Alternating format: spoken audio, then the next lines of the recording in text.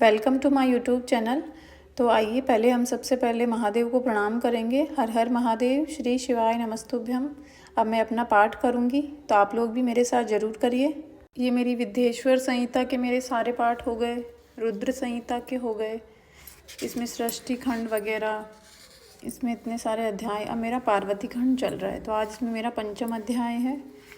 तो आप लोगों को अगर पीछे वाले पार्ट भी अगर सुनने हैं तो फिर मुझे दिन में जैसे टाइम मिलेगा मैं वीडियो आप लोगों के लिए ज़रूर बनाऊंगी।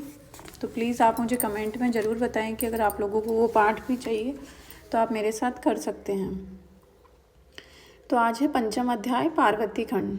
मेना की तपस्या से प्रसन्न होकर देवी का उन्हें प्रत्यक्ष दर्शन देकर वरदान देना। मेना से मेना का जन्म। नारद जी बोले, हे तात, जब देवी दुर्गा अंतर्ध्यान हो गई और देवगण अपने अपने धाम को चले गए, उसके बाद क्या हुआ? हे तात, मेना तथा हिमाचल ने किस प्रकार कठोर तप किया और भगवती किस प्रकार मेना के गर्भ से उत्पन्न होकर उन हिमाचल की कन्या हुई, उसे कहिए। ब्रह्मा जी बोले, हे विप्रवर्य, हे सुत श्रेष्ठ, मैं शिवजी को भक्ति पूर्वक प्रणाम कर उनके भक्तिवर्धक महान चरित्र को कह रहा हूँ। उपदेश देकर विष्णु आदि देव समुदाय के चले जाने पर पर्वतराज हिमालय चल तथा मेना का कठोर तप करने लगे। वे पति पत्नी भक्ति युक्त चित्त से दिन रात शंभु और शिवा का चिंतन करते हुए उनकी सम्यक रीति से नित्य आराधना करने लगे। गिरि प्रिया व मेना के प्रसन्न पूर्वक शिवजी के साथ देवी का पूजन करती थी और उन्हें प्रसन्न करने के लिए नित्य ब्राह्मणों को दान देती थी।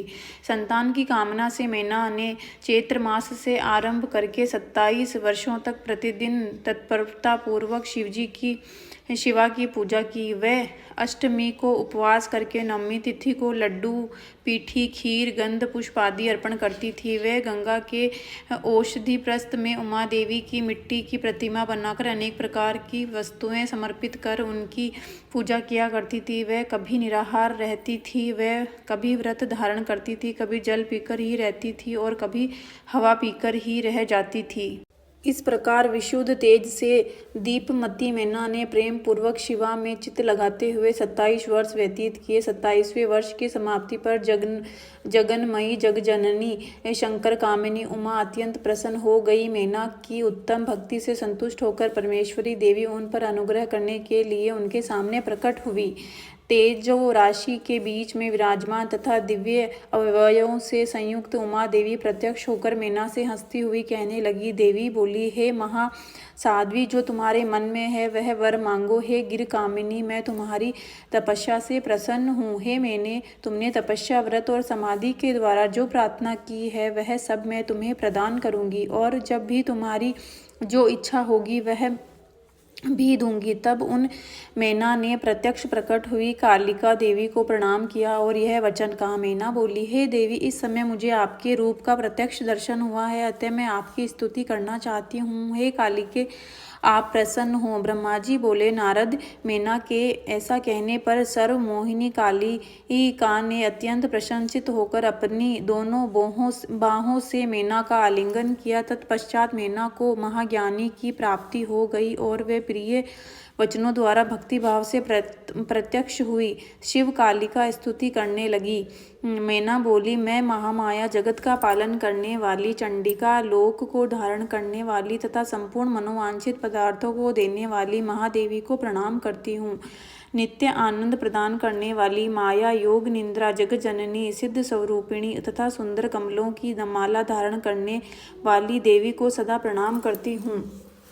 माता माही, नित्य आनंद प्रदान करने वाली, भक्तों के शोक को सर्वदा विनष्ट करने वाली तथा नारियों एवं प्राणियों की बुद्धि स्वरूपिणी देवी को मैं प्रणाम करती हूँ। आप यतियों के बंधन के नाश की हेतुभूत ब्रह्म विद्या है, तो मुझ जैसी नारियां आपके प्रभाव का क्या वर्णन कर सकती हैं। अर्थवेद की जो हिंसा है वह आप ही हैं। हे देवी, आप मेरे अभीष्ट फल को सदा प्रदान कीजिए। भावहीन तथा अदृश्य नित्यानित्य तंत्र मात्राओं से आप ही पंचभूतों के समुदाय को संयुक्त करती हैं। आप उनकी शक्ति और सदा नित्य रूपा हैं। आप समय समय पर योग युक्त समर्थ नारी के रूप में प्रकट होती हैं। आप ही जगत की उत्पादिका और आधार शक्ति हैं। आप ही सबसे परे नित्य प्रकृति हैं, जिसके द्वारा ब्रह्मा के स्वरूप को वश में किया जाता है। वह नित्य विद्या आप ही हैं। हे मात, आज मुझ पर प्रसन्न होइए। आप ही अग्नि के भीतर व्याप्त उग्र शक्ति हैं। आप ही सूर्य किरणों की प्रकाशिका शक्ति हैं। चंद्रमा में जो आहादिका शक्ति है, वह भी आप ही हैं। उन आप चंडी देवी को मैं स्तवन और वंदन करती हूँ। आप स्त्रियों को बहुत प्रिय हैं। ऊर्ध्वर रेता ब्रह्मचारियों की नित्य ब्रह्म शक्ति भी आप ही हैं। आप संपूर्ण जगत की वांछा हैं। श्री हरि की माया भी आप ही हैं, जो देवी इच्छा अनुसार रूप धारण करके सृष्टि स्थिति पालन तथा संहारमयी होकर उन कार्यों का संपादन करती हैं तथा ब्रह्मा विष्णु एवं रुद्र के शरीर की भी हेतुभूता हैं, वह आप ही हैं। आप मुझ पर प्रसन्न हो। आपको पुनः मेरा नमस्कार है। ब्रह्मा जी बोले, हे नारद, मेना की इस प्रकार स्तुति करने पर दुर्गा कालिका ने पुनः मेना देवी से कहा, तुम अपना मनोवांछित वर मांग लो। उमा बोली, हे हिमाचल प्रिय, तुम मुझे प्राणों से अधिक प्रिय हो। तुम जो भी चाहती हो उसे मैं निश्चय ही दूंगी। तुम्हारे लिए मुझे कुछ भी अदेय नहीं है।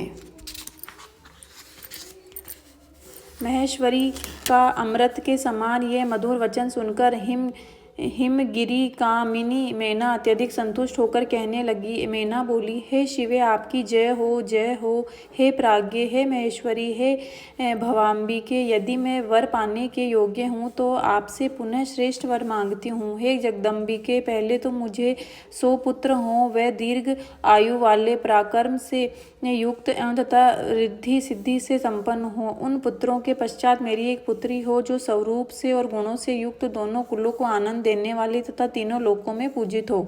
हे शिवे, आप ही देवताओं का कार्य सिद्ध करने के लिए मेरी पुत्री हो। हे भवाम्बिके, आप रुद्र देवी की पत्नी हो और लीला करें। ब्रह्मा जी बोले, हे नारद, मेना की वह बात सुनकर प्रसन्न हृदया देवी उमा उनके मनोरथ को पूर्ण करते हुए मुस्कुराकर ये वचन कहने लगी। देवी बोली, तुम्हें 100 बलवान पुत्र होंगे, उनमें एक बलवान और प्रधान होगा, जो सबसे पहले उत्पन्न होगा।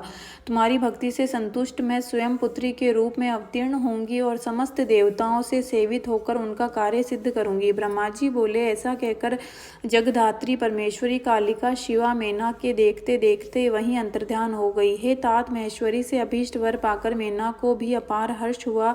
उनका तपस्या जनित क्लेश नष्ट हो गया। अत्यंत प्रसन्न चित्त साध्वी मेना उस दिशा में नमस्कार कर जय शब्द का उच्चारण करती हुई अपने स्थान को चली गई। ऐसा तो मेना के प्रसन्न मुखमंडल से ही हिमवान को सारी बातों की जानकारी हो गई। फिर भी मेना ने अपने मुख से वरदान की सारी बात पुनरुक्त वचनों के समान हिमालय से पुनः कह दी।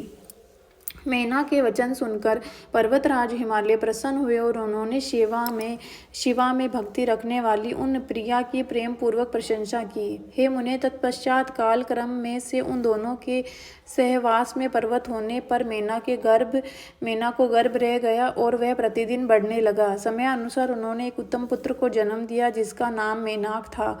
उसने समुद्र के साथ उत्तम मैत्री की। वह अद्भुत पर्वत नाग वधुओं के विहार स्थल है। हे देवर्षि, जिस समय इंद्र ने पर्वतों पर क्रोधित होकर उनके पंख काटना प्रारंभ किया, उस समय वज्र द्वारा कटे हुए पर्वतों के पंखों को देखकर वह मेनाक वेदना से अनभिज्ञ ही रह और पंखयुक्त ही रहा। हिमालय 100 पुत्रों में मेनाक सबसे श्रेष्ठ और महाबल तथा पराक्रम से युक्त था। अपने आप प्रकट हुए समस्त पर्वतों में एकमात्र मेनाक ही पर्वतराज के पद पर अधिष्ठित हुआ। उस समय हिमालय के नगर में महान उत्सव हुआ। दोनों पति पत्नी अत्यधिक प्रसन्नता को प्राप्त हुए और मेना का क्लेश नष्ट हो गया। उन ब्राह्मणों को दान दिया तथा अन्य लोगों को भी धन प्रदान किया। शिवा शिव के चरण युगल में उन दोनों को अत्यधिक स्नेह हो गया। इस प्रकार शिव महापुराण के अंतर्गत द्वितीय रुद्र संहिता तृतीय पार्वती खंड में मेना की वर प्राप्ति का वर्णक नामक 5वां अध्याय पूर्ण हुआ। तो देखिए कि हम माता पार्वती और शिवजी से जो भी वर मांगते हैं वो हमें जरूर प्रदान होता है। तो हमें पुत्र रत्न की प्राप्ति भी करनी हो तो हमें